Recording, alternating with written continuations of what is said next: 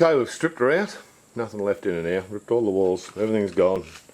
All the power cords, and we'll start again. Seems like an easier way once we started getting into her. We need to pull that door out.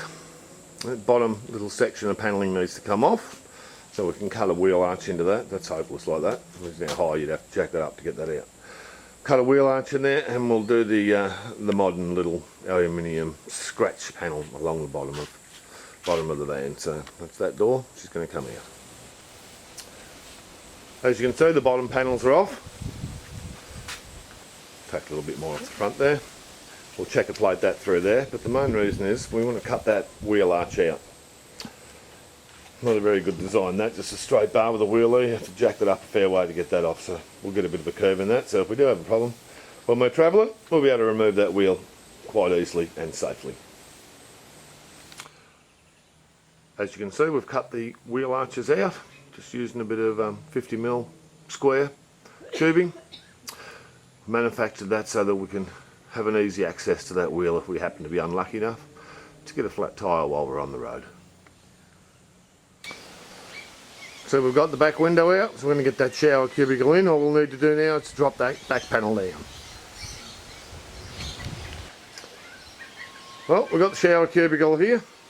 As you can see, we've dropped the back down like that, so we can pull that down and feed that through there. We end up with the shower cubicle in that corner.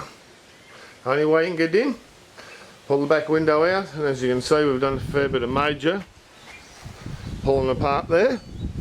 That'll all go back on, there'll be no problems with that. We'll get all that back in, and we weren't going to have a back window in her anyhow, so we'll just blank her off. So there you go. That's the way to get a shower cubicle into your van. Pull the back window out, drop the back panel down. Now we're a little bit lucky here. You can see I've cut that floor out and popped a new step in there. That wasn't the plan. The reason we cut that floor out is because it was rotted, so it was the perfect opportunity to pop a new step in, so that's what we've done. There we go, nice and simple. Okay, you can see how I've cut that now. We're getting close there, have a look. So I'll put that little slot in there, up through that on that 45.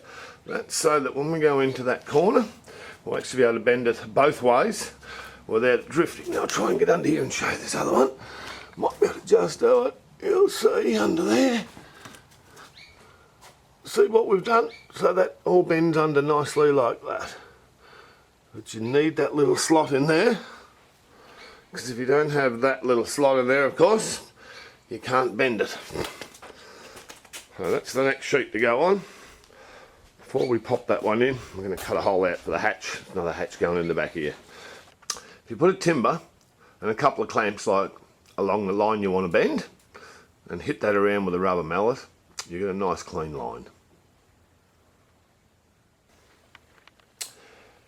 And you'd like to look something like that when you finish. Obviously that's all going to be taken off, it's elastic and all repop riveted. Might put a nice wheel on that one day. But there you go, very simple way to bend your aluminium around your wheel arch. Well, we've shifted the caravan to a new position. This was the old horse stables. My daughter's bought a lovely little property. She's taken the horse. Now it's the caravan stables.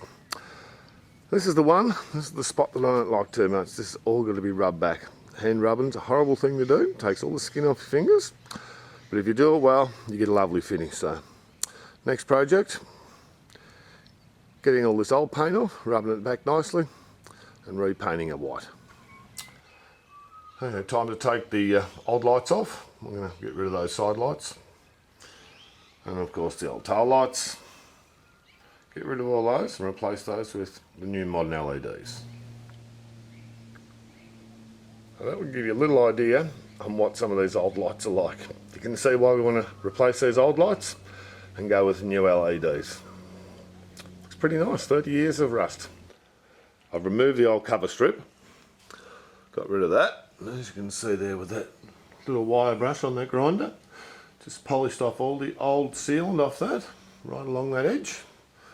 Bring it right along, go right through it. As you can see, there's the bits we haven't done. Pretty average. And what we'll do, once we've got all that cleaned up, and paint it, or put a new cover strip on that. Greg's up there working, I can hear him.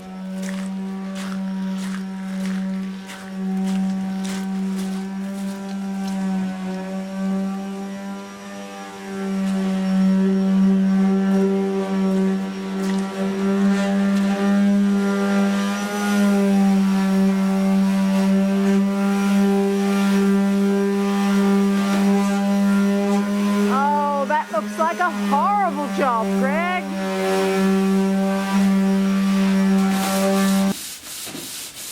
This part is going to take a very long time.